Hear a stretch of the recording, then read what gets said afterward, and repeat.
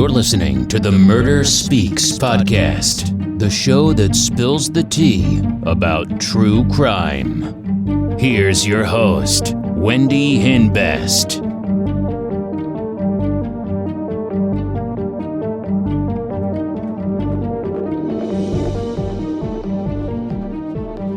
Hey, welcome back to Murder Speaks. Hope everyone's having a great week. So today's real crime story is about 18-year-old Brittany Loritts of Salisbury, North Carolina. July 11th, 2005, the police were called.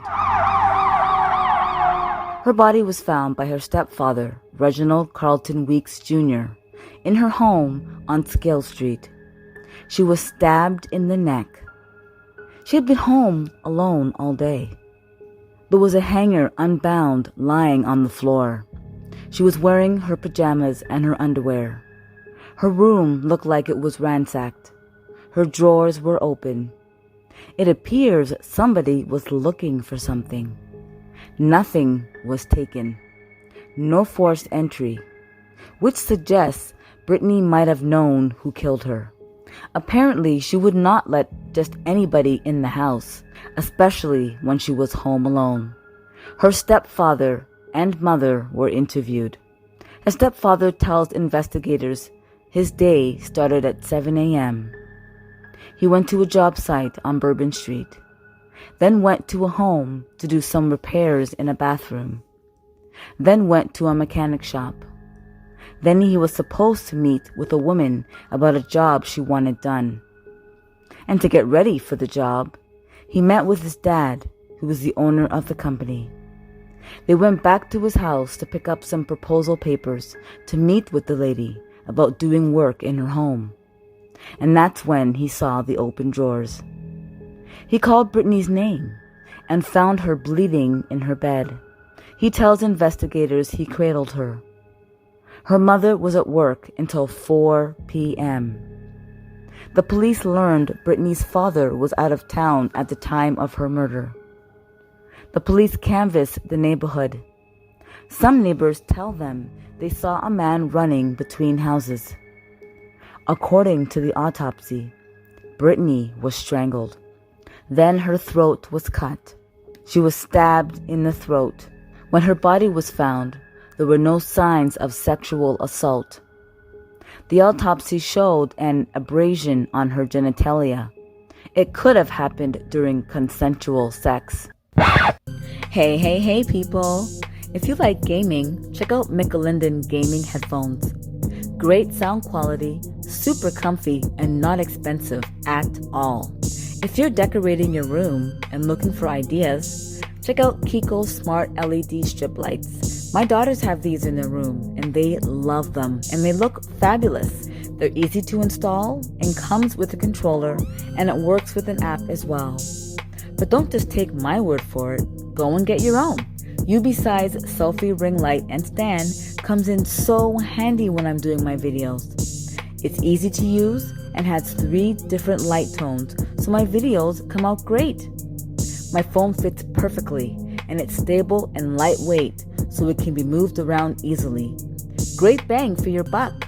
I just love false eyelashes, especially on a night out. Check out New Collie false eyelashes. They are easy to apply, come with many pairs you can use more than once. Totally worth the money. More information can be found in the show notes.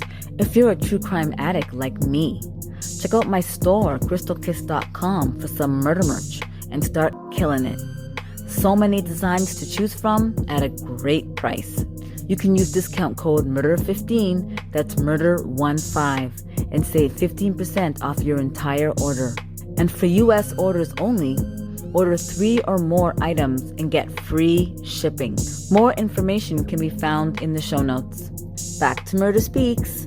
But there was no semen found. The person might have worn a condom. Investigators question her boyfriend.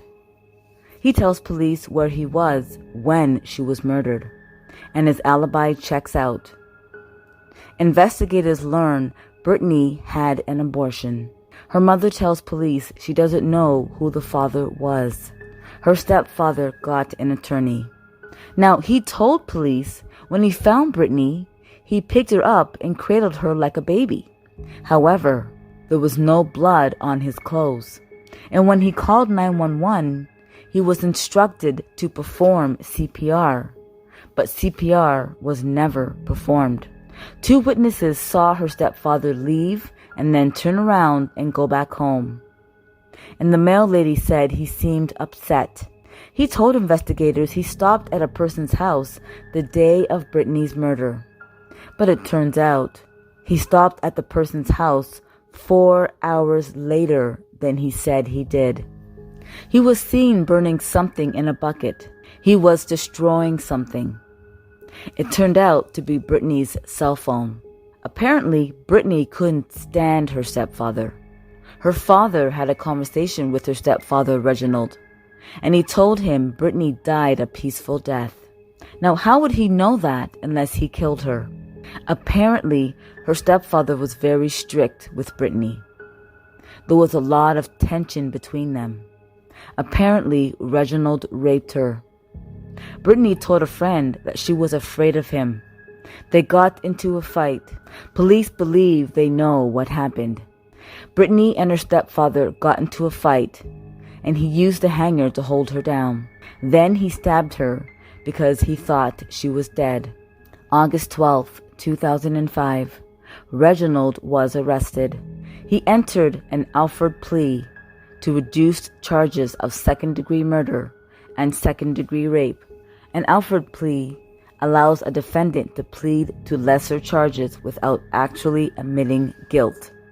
He received 9 years in prison and was released from prison in January 2015. Wow, only 9 years? He brutally killed his stepdaughter and he only got 9 years in prison? And now he's free among society? Wow, that's crazy. If he's capable of doing this to his stepdaughter, who's to say he won't kill again? Well, that's it for today. Thank you so much for joining me on this week's episode of Murder Speaks. Hope you enjoyed it. Please like and subscribe. Join me again on Murder Speaks. Thanks. Bye.